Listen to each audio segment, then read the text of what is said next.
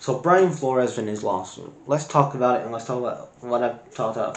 Talked about a couple of things. I took a couple of notes I want to talk about on this topic.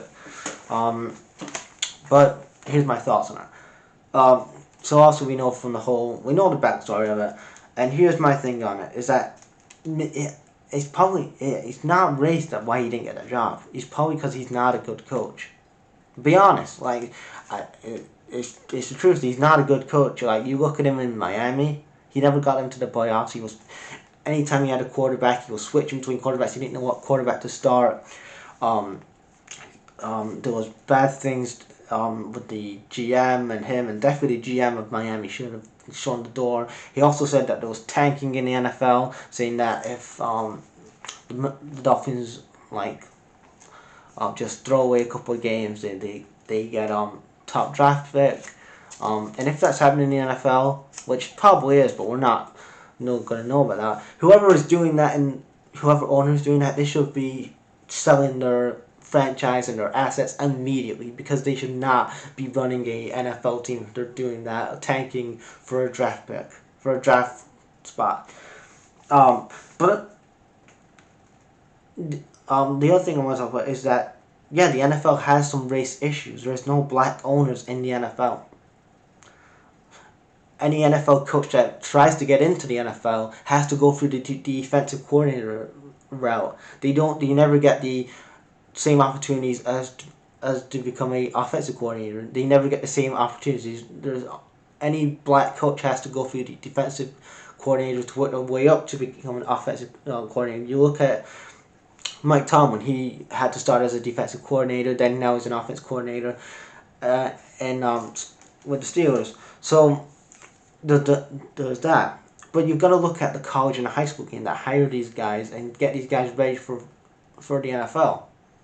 Like they need to change that. It's been decades of this old mindset they have, and they need to have change of that because the NFL is now an offensive. That's how all the NFL plays now is offensive, and the black coaches don't get the right recognition or right representation when they have to just coach. They have to go through the defensive route, and they don't get the same opportunities as the other coaches in the NFL.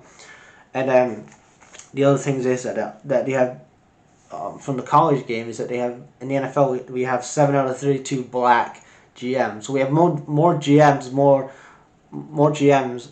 than the college game has with coaches. Like they only have 14% of the black and mixed race who are representing the college and the high school game.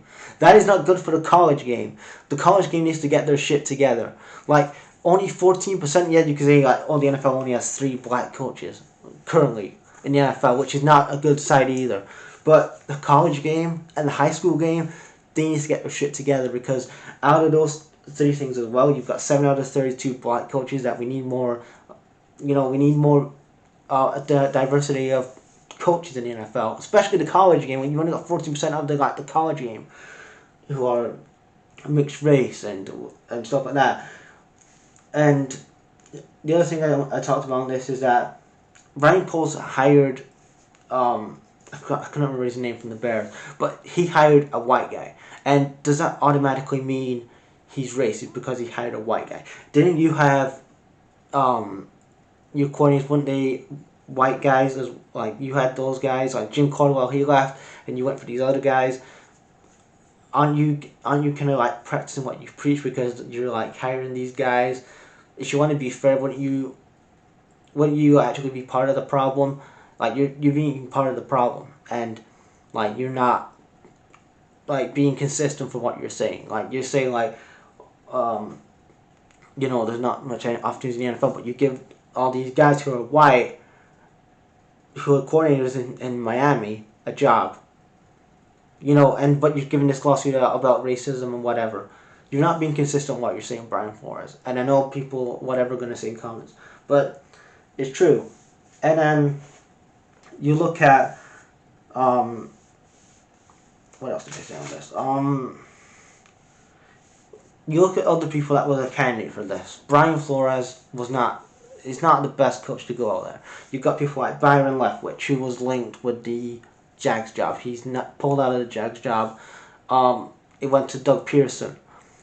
And then he came. And then there's another thing that he came from the Bill Belichick coaching tree.